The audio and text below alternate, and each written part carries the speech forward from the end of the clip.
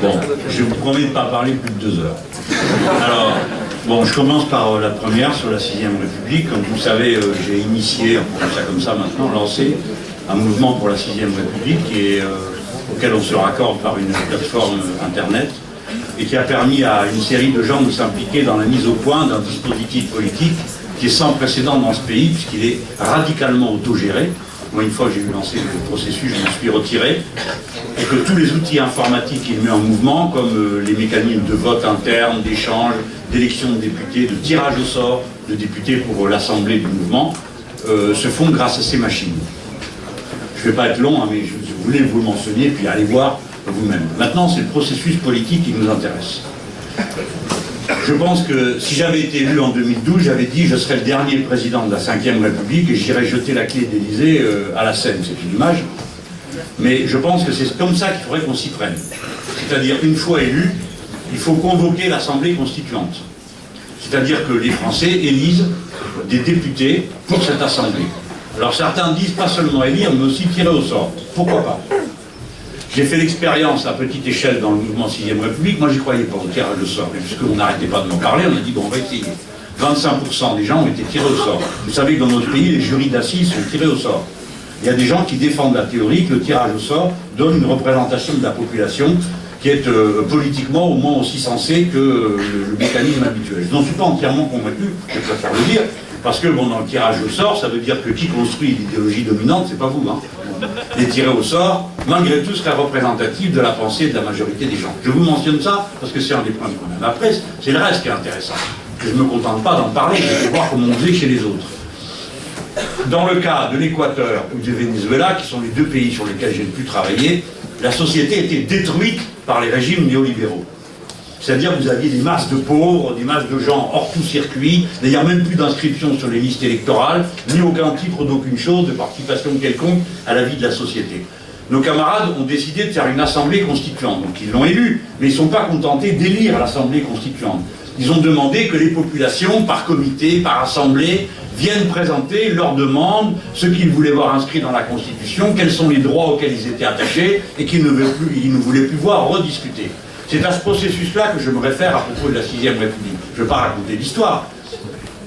Ma candidature en 2012, c'était pas pour dire c'est moi qui prends la place d'Hollande. Hein. Clairement, c'est une logique révolutionnaire. Le mot révolution fait peur, je le sais bien. Donc des fois je m'arrange pour utiliser une autre expression, mais c'est quand même ça que ça veut dire. Parce que si vous voulez changer, j'y viens à votre question, l'ordre juridique, parce que vous allez mettre au-dessus la solidarité à la place de la concurrence libre et non faussée, vous changez complètement l'ordre juridique. Que vous changez l'ordre de la propriété, puisqu'un certain nombre de propriétés sont considérées comme des propriétés nécessairement collectives, parce que ce sont des biens communs, comme l'air, l'eau et combien d'autres choses, la finance et l'énergie. Et que vous changez le régime des relations internationales, ça s'appelle une révolution. Parce que vous changez les 3 fondamentaux de l'ordre dans lequel vivent les gens. Donc, l'acte par lequel ils font une 6e République, nous sortons de la 5e, est l'acte où ils s'auto-constituent. C'est pas seulement la Constitution qui change, c'est eux-mêmes dans leur rapport aux autres. Par exemple, si nous décidons de mettre dans la Constitution la règle verte, c'est-à-dire l'obligation de ne pas prendre à la nature plus que ce qu'elle peut reconstituer. Vous pouvez dire, ah alors évidemment si vous faites le grand bourgeois, ah là, bon c'est une limite, monsieur Mélenchon, à l'inventivité, bla bla bla bla. Mais ils comprennent rien, c'est pas vrai, c'est le contraire. Parlez avec n'importe quel technicien, n'importe quel ingénieur, ils adorent les défis. Si vous lui dites, bah voilà, vous produisez ça dans telles conditions, bah, ils vous demandent que vous le produisiez avec tel résultat. Ils vont trouver. Ils vont trouver parce que c'est leur culture, c'est leur éducation, qu'ils aiment ça, que ça les intéresse. Et ce pays, si vous ne le savez pas, je vous l'apprends, est profondément technicien. La France, c'est pas seulement les baguettes de pain qui sont très bonnes, le vin qui est excellent, et des choses de cette nature. C'est la première puissance spatiale du vieux continent, parce que nous sommes le pays qui consent l'effort individuel le plus important après les États-Unis d'Amérique par individu, pour l'espace. Parce que nous avons devant nous, etc., la mer et tout, vous savez, la place qu'occupe l'économie de la mer dans ma pensée sur la manière de relancer l'économie du pays dans un modèle écologiquement soutenable. Tout ça, si vous le mettez dans la Constitution, ben c'est des obligations que vous créez aux autres et des devoirs que vous créez à vous-même. Donc en le faisant, vous vous redéfinissez. L'acte par lequel la France deviendrait constituante serait un acte de refondation de la République française. Et la République française a besoin d'être refondée. Parce que son régime éducatif ne l'a plus homogénéisé culturellement. Parce que les fractures sociales, qui durent depuis 1 ou 2 générations, ont considérablement séparé les gens les uns des autres. Et enfin, parce que l'immense renfort que représente pour la France la population immigrée qui est devenue française doit avoir sa place dans la construction de l'identité de la patrie républicaine. Et ce serait un exercice extraordinaire de réappropriation de la France par tous ses enfants, garçons et filles. Bon. Voilà pourquoi cette question de la 6ème République est si importante. Alors ça ne tranche pas les autres questions. Faut-il un régime présidentiel ou un régime parlementaire? Moi je suis pour les régimes parlementaires. J'admets parfaitement que tout le monde ne soit pas de mon avis. De même, nous devons répondre à une autre question. Ben, je fais aussi vite que je peux, hein, les amis. À une autre question, qui est si vous élisez quelqu'un, comment est-ce que vous maintenez la pression de l'énergie révolutionnaire et le calme de la vie institutionnelle? Parce qu'on ne peut pas vivre en révolution permanente. Bon. Eh bien, c'est le référendum révocatoire. Chez les autres, si, les amis, la révolution permanente, c'est possible. C'est le référendum révocatoire qui permet à une proportion X de la population de décider que tel élu doit être remis sur la sellette et qu'on doit remettre en cause son élection. Le référendum révocatoire, ça existe dans plusieurs pays du monde, ça existe au Venezuela, mais dans 2 ou 3 États des États-Unis d'Amérique. Donc, nous disposons des moyens, nous avons des bonnes méthodes que nous pouvons généraliser. Voilà la place particulière. Mais je vous le redis, c'est une stratégie révolutionnaire, je ne raconte pas d'histoire. Moi je sais que si c'est moi qui déclenche le processus, je ne le déclencherai pas pour le régler avec 4 copains dans un bureau, comme a fait le général de Gaulle, qui était dans une période de crise, ils ont écrit la Constitution, que oui ou non. Voilà, bon, comme ça le problème était réglé. Oui, c'était moi, non, c'est le chaos. Voilà, on a connu ça, et ça a donné ce que vous savez. La Constitution française a été changée 22 fois depuis sa première rédaction. Et il n'y a que 3 fois où on a demandé au peuple français ce qu'il en pensait. Tout le reste du temps, ça a été changé sans qu'on demande son avis. Et la dernière fois, à laquelle j'ai participé, eh ben, on a décidé des choses aussi invraisemblables que l'état d'urgence, combien de temps ça dure? L'état d'urgence, article 16, suspension des libertés publiques. Parce que là, il n'y avait pas de précision. Alors, on va préciser, 6 mois. Génial, non? Il y a une limite. Au passage, on apprend que pendant 6 mois, quelqu'un pourrait diriger ce pays sans aucun contrôle démocratique. Bon. Je ne vais pas vous faire un cours sur le sujet, mais vous le connaissez aussi bien que moi, parce que vous êtes en Sciences Po. Je viens à la question de la révolution culturelle. Évidemment qu'il ne peut pas y avoir, d'abord le truc, la langue de bois, elle reste garder ça pour les émissions de télé, hein, parce que la langue de bois, ça veut dire, dis-moi vite, concrètement, immédiatement, comment on va répondre à un problème qui est tellement compliqué que rien que pour le dire, j'ai besoin de 2 fois plus de temps que pour écouter votre réponse. Non, il n'y a pas de choses qui se disent avec ou sans langue de bois, il n'y a que la vérité qui nous importe. Et elle peut être dite dans la langue qu'on veut. Moi, j'ai à dire ceci. On ne peut pas faire la révolution citoyenne sans faire la révolution culturelle. Comment va-t-on le faire? Ça ne peut pas être par les méthodes autoritaires. Bon, j'ai vu des gens essayer. Hein. Figurez-vous que cette discussion, nous l'avons eue avec un illustre dirigeant latino, en l'occurrence, l'ami de Chavez lui-même, qui avait du mal, comme d'autres, à comprendre, dans un pays qui vit du pétrole, en quoi consistait la révolution culturelle et le changement des pratiques. Bon, lui, il avait trouvé comme idée, ben, je vais expliquer aux gens un truc, il a vécu pour trouver ça. Dans ce pays, on boit trop de bière. Bon, en effet, ils boivent beaucoup de bière. Et alors, bon, ça n'a pas duré 10 jours, quoi. Parce qu'à la première rencontre en public, les gens lui ont dit « Ouais, le socialisme du 21e siècle, et puis guerre à l'impérialisme, d'accord, mais la bière, faut nous la paix. Bon. » Oui, parce que les modes de consommation sont incrustés en nous. Donc vous avez raison de dire que c'est pas facile. Mais pour ça, il faut faire la révolution. Donc, comment vous prenez de la révolution citoyenne? Par quel bout vous prenez le problème? Ben, par les tâches que vous mettez à l'ordre du jour. Si c'est moi dans mon bureau tout seul qui dit, vous comprenez, si vous mangez de la viande, c'est le régime protéiné le plus stupide qu'on puisse imaginer, vu ce que ça coûte, vu ce que ça crée ensuite comme dégâts. Donc il faut modérer vos consommations. Il y a tous ceux qui n'en mangent jamais qui vont dire ben, ça me va bien de me proposer de modérer, modère-toi d'abord toi, et ainsi de suite. Nous aurons toutes ces difficultés. Mais si vous dites la règle verte s'applique, et nous demandons que dans l'élevage, etc., ça devient une tâche concrète. Et chaque personne est appelée à réfléchir à son mode de consommation. Je ne peux pas vous dire mieux. En tout cas, je ne suis pas quelqu'un à qui ça fait peur de dire les choses. Quand je dis qu'on va faire l'économie de la mer, si c'est moi qui ai le pouvoir, on la fera. Parce que ça fera partie du mandat. Et on demandera à des milliers de gens de s'y mettre pour trouver les moyens, pour nous Français, d'être sur cette nouvelle frontière de l'humanité, parce que l'humanité est en train d'entrer en mer. Et nous sommes le 2e territoire maritime du monde. Est-ce que nous allons saccager l'espace marin comme nous avons saccagé l'espace au sol? Si nous changeons notre mode de prédation sur la mer, nous changerons notre mode de production sur la terre. Dernière chose, la politique locale. Je ne suis pas venu pour ça. Mais je voudrais quand même, vous ne savez pas tout ça parce que vous êtes peut-être tellement jeune que ça vous a... Mais aux dernières élections législatives, je suis allé à Hénin-Beaumont présenter ma candidature. Il y avait Madame Le Pen déjà qui était là. À l'époque, j'ai expliqué à tous mes camarades que la bonne ligne, dans le moment où le Parti socialiste dominait tout, et semblait être auréolé de je ne sais quel prestige, des miracles qu'il allait accomplir, et à quel moi je n'ai pas cru une seule seconde, parce que j'avais étudié les programmes sociaux-démocrates de toute l'Europe, ce qui est dans un bouquin qui s'appelle Enquête de gauche, qui est paru en 2007, eh bien, je me suis dit, nous, si nous voulons avoir une utilité au peuple français, soyons la première ligne de la bataille idéologique, culturelle et politique contre Madame Le Pen. Ça s'appelait front contre front. Ça a sa dignité en démocratie. On m'a répondu que c'était trop brutal, que c'est pas comme ça qu'il fallait faire. Toutes sortes de professeurs nimbus sont venus me faire la leçon sur comment on allait réussir, grâce à leur méthode merveilleuse, à retourner la situation. Naturellement, on n'a rien fait. On a bavardé, on a pleurniché, on s'est agité et on a utilisé le Front National comme un instrument de chantage. Et ça continue, puisqu'on nous demande maintenant de nous regrouper et de fermer nos bouches si nous ne voulons pas être dévorés par le chien. C'est donc aujourd'hui la clé de voûte du système. C'est la peur qu'elle est censée inspirer. Et évidemment, vous savez aussi bien que moi qu'il y a des gens qui trouvent que si on a aussi peur d'elle, c'est sans doute qu'elle doit beaucoup gêner. Voilà. Il n'y a pas besoin d'être très intelligent pour comprendre que ceux qui ont ras-le-bol du système aillent chercher ce qui leur paraît être une des solutions les plus rapides. Il ne faut pas aller chercher plus loin. Pourquoi pas nous? Sans arrêt, on me dit ça. Et pourquoi pas vous? Comment ça se fait que vous n'y êtes pas arrivé? Ben, vous m'aidez tellement. Hein? Alors vous voyez la belle madame, sur les photos, très bien, les bras ouverts, rentrée, succès pour Madame Le Pen. Et le même, derrière, Jean-Luc Mélenchon, vous achetez La Voix du Nord d'aujourd'hui, transpirant, des gouttons de sueur, le cheveu en bataille, dans une salle surchauffée. On a pris une phrase pour bien montrer que c'est une bête, hein? Et puis demain on montrera que celle-ci est une bête, parce que j'ai devant moi Sandrine Rousseau, parce qu'ils ont toujours fait comme ça. Ils nous ont toujours bestialisés. Et c'est pas d'aujourd'hui. En 1940, c'était déjà leur ligne, plutôt Hitler que le Front Populaire. Ils ont toujours été les mêmes. Ils n'ont pas de cerveau, ils n'ont pas de cœur, ils ont un tiroir-caisse. Et ils préfèrent 1000 fois avoir à la maison quelqu'un qui maintient l'ordre dans le pays en opposant les gens à partir de leur religion, leur couleur de peau, que de dire qu'on va partager le bien commun.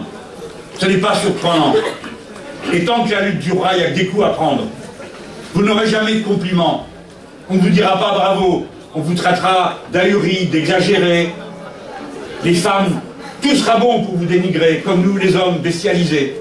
Bon, tout à l'heure on en parlait avec Sandrine, parce que je voulais lui dire, moi c'est mon devoir, parce que je me suis tapé ça pendant 3 ans, hein, j'érupte, je tonne, je m'emporte, d'accord, et je me fais donner la leçon par des merdeux qui savaient à peine lire et écrire, tandis que moi j'ai écrit 14 livres de politique. C'est comme ça que ça se passe, c'est ça la vie aujourd'hui. Il faut endurer ça avec patience, avec calme, avec discipline de combat, ne jamais lâcher prise. Donc ici, qu'est-ce qu'on a à faire? C'est une région spéciale quand même. Tous les merdiers, c'est pour vous. Les 2 guerres mondiales, pouf, la ligne de front chez vous. La plus grosse catastrophe industrielle, chez vous. La silicose, chez vous. L'amiante, chez vous. Madame Le Pen, chez vous.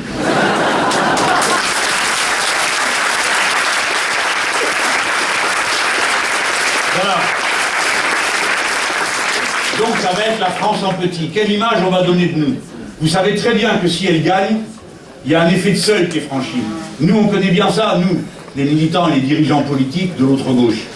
À Grenoble, quand nous sommes alliés, le parti de gauche, avec le mouvement citoyen et avec les Verts, nous avons eu beaucoup de mal au premier tour. Je ne vais pas vous raconter l'histoire. Nous autres, les PG, on avait pris les quartiers populaires. Eh bien, je peux vous dire que c'était vraiment compliqué. Et le soir du premier tour, il y avait des bureaux où on était contents, parce qu'on était passé en tête de la gauche. Et puis d'autres où on demandait comment ça se fait, qu'on se faisait encore plier par les socialistes. Et c'est un ancien socialiste qui vous parle. Mais quand les gens ont compris qu'on était au seuil de gagner parce qu'on était passé en tête de la gauche, alors qu'on était loin de la majorité, alors on déferlait les gens venir nous aider, chercher des tracts, des foulards, des insignes, des autocollants. Ils voulaient tous participer à la bataille. Tous, ils voulaient participer à la victoire. Parce qu'ils disaient, ah ben c'est possible, ils vont y arriver. Alors que jusque-là, ils disaient, bon, ils sont sympas, les écolos, les petits oiseaux, les PG veulent tout partager. Bon, et tout comme ça, c'était tout de la caricature. Mais tout d'un coup, ces raisons que les gens s'opposaient à eux-mêmes, hop, ont disparu. La victoire était possible. Voilà ce que vous avez à faire ici. Mettez-vous d'accord. Faites une seule liste. Et je vais vous dire les choses encore plus crûment. Il m'en coûte à moi. Je n'ai rien à faire de ces histoires locales qui me saoulent. Parce que la stratégie générale qui avait été montée a agonisé dans les élections locales. Ceux-ci s'allient avec les socialistes, les autres ne veulent pas. Celui-ci les élections départementales dans une même ville, d'un canton à l'autre, c'est pas la même stratégie. Il aurait fallu un miracle pour que les gens arrivent à nous discerner, à dire oui, ben ceux-là, c'est ceux de la vraie gauche qui sont unitaires, écolos et je sais pas quoi. C'était impossible. Pourtant, il y a eu de magnifiques expériences de mener. Et ici, dans l'île Centre, vous avez été à plus de 20% sur les votes, sur la coalition Front de Gauche, Europe Écologie Les Verts. Alors, qu'est-ce qu'il vous faut de plus comme démonstration? Qu'est-ce qu'il y a qui est si important, si précieux? On me dit, la région. Me faites pas rire avec vos régions. Les gens ne savent même pas où ils sont. Hollande a redécoupé ce pays, a fait 13 régions. Vous savez que quand on est à Guéret, on doit avoir un programme commun avec Biarritz.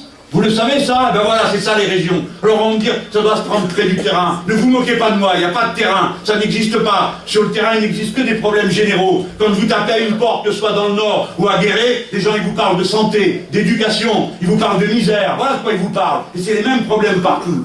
Donc la région, ça a un sens, mais n'allons pas nous fabriquer une super identité qui n'existe pas. Notre identité est sociale, elle est culturelle, elle est universelle, point barre. Et donc, ici, vous avez de la chance. Parce qu'il y a des tas d'endroits où les petits carriéristes ont pris le pouvoir.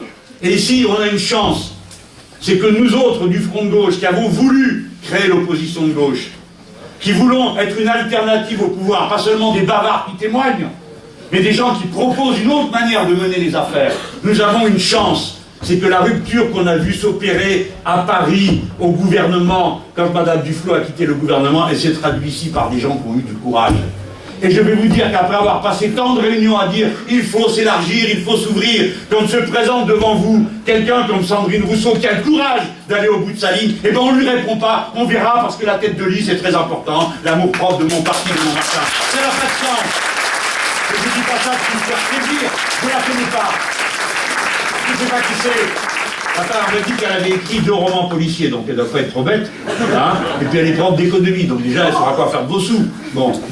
Mais je le dis parce que c'est le bon sens qui doit permettre de comprendre ça. Si quand vous êtes la butte témoin, que vous appelez les autres à vous rejoindre et qu'ils le font, c'est le moment où vous leur demandez papier d'identité, certificat de baptême, accord avec ceci, accord avec cela. Mais non, on fait des alliances avec des gens différents, sinon on serait tous ensemble déjà. Il faut donc accepter cette idée. Je ne le dis pas pour embêter mes camarades communistes, c'est moi qui ai protesté contre le fait qu'on les marginalisait dans certaines régions. Je ne le dis donc pas contre eux, mais avec eux. Parce que nous avons besoin d'eux, parce qu'ils sont importants dans la lutte, parce qu'on ne peut pas gagner sans eux, ils le savent, on a besoin d'eux. Et s'ils ne veulent pas être avec nous, c'est un crève-cœur. Et bien sûr qu'ils ont droit à toute leur place, une place éminente, parce que c'est l'une des formations les plus importantes, mais il faut qu'ils comprennent qu'il faut saisir aux cheveux cette opportunité. Si nous sommes unis, nous pouvons passer en tête de la gauche. Et si nous passons en tête de la gauche, des milliers de gens qui n'ont rien à fiche de la gauche, de la droite et du reste, diront on va avec eux, parce que c'est les mauvaises têtes, et que c'est des gens intelligents, c'est des gens qui ont le cœur ouvert, qui sont pour la fraternité humaine, et qui ne sont pas comme l'autre folle, qui nous appelle nous entretuer. Et ceux qui vont s'entretuer derrière elle trahissent leur pays, trahissent ce qu'est cette région. Quand j'étais candidat à Hénin-Beaumont, j'ai lu la liste des nationalités qui ont été présentes à la mine. 95 nationalités. Et vous allez voter pour une bonne femme qui vous propose de se mettre sur la gueule les uns contre les autres et trier vos enfants d'après leur religion. C'est ça que vous allez faire contre vos ancêtres, contre un siècle et demi de lutte, d'émancipation. Alors bougez-vous et imposez cette union. Nous avons besoin que vous le fassiez. Si c'est la jeune génération qui le fait, ça se fera. Parce que les vieux ont peur de vous. Vous comprenez, quand on fait un meeting politique, on dit est-ce qu'il y a des jeunes? Voilà, ben il y en a. Alors qu'est-ce qu'ils font? Rien. Ils doivent faire quelque chose. Voilà. Comme je vous bien engueuler.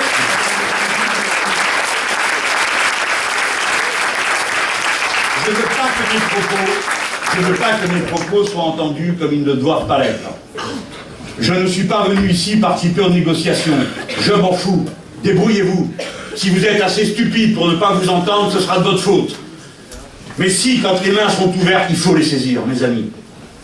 L'histoire ne vous passera pas 2 fois les plats. La stupidité en politique peut mener très loin. Vous savez, on n'arrête pas de comparer avec les années 30. Hein. Mais je vous rappelle que l'extrême droite n'avait pas la majorité en Allemagne. Ils ne l'avaient pas. C'est la division qui leur a permis de prendre le pouvoir. Plus la stupidité de chacun des participants. Et notamment celle des dirigeants communistes qui prétendaient que le socialisme et le fascisme c'était pareil. Et notamment la stupidité des dirigeants socialistes qui ont appelé à voter pour le maréchal Hindenburg pour se protéger d'Hitler, et Hindenburg a appelé Hitler ensuite. Donc vous voyez, c'est pas un jeu où il y a les purs et les abrutis de l'autre. C'est la raison qui cherche à se tracer un chemin. Voilà, je pense qu'on peut faire, avec Sandrine Rousseau, une véritable révolution dans le Nord. Mais peut-être que vous n'y arriverez pas. Peut-être que c'est pas possible. Et ben, après, vous boufferez le résultat comme moi. J'en serai malade. Comme vous, ça me fera pleurer de voir mon pays montrer de cette manière-là devant le reste du monde. Et la pagaille que ça va foutre en France, si elle y arrive. Ne pensez pas qu'à vous. Imaginez-vous celui qui est dans sa maison, qui comprend pas tout, qui a des gosses qui n'ont pas la couleur de ce monsieur que j'ai devant moi, qui vont se dire, et nous, qu'est-ce qui va nous arriver? Qu'est-ce qu'ils vont faire de nous? La peur qui gagne. Les abrutis qui sont dans la rue et qui se croient très importants à la sortie du bar, avec leur bière à la main et qui insultent ceux qui passent. Vous le savez, toutes ces choses. Et à ce moment-là, la bêtise déferle dans la société. Vous êtes les gardes-frontières de la fraternité, chacun d'entre vous. Vous pouvez faire reculer cette idée-là. Pour ça, il faut avoir des idées claires. Donc vous commencez par acheter mon livre et après vous votez bien.